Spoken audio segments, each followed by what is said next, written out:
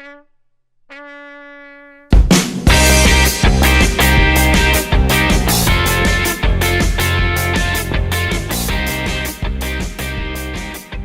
our first week is over.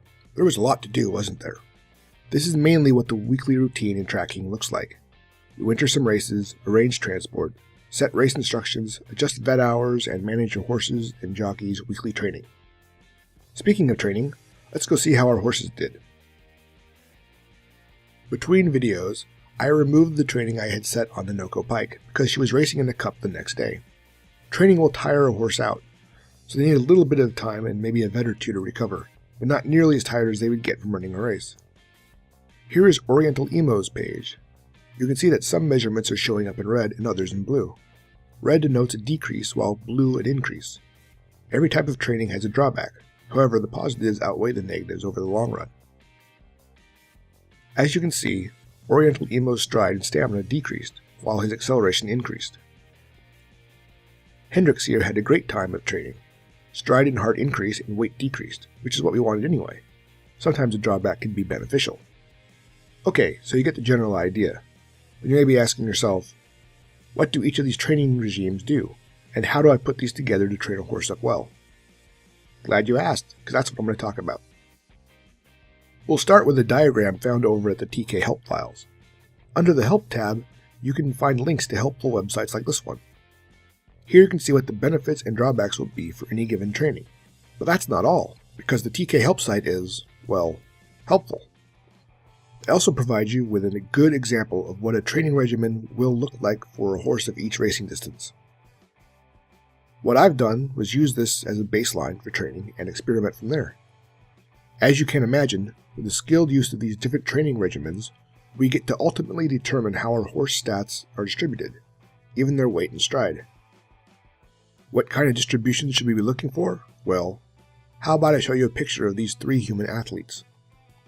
One of these is a sprinter, one runs a marathon, and the other is a sumo wrestler. Make no mistake, all three of these are athletes, and they have been selected and have trained themselves in a manner to make them the top in their particular athletic task.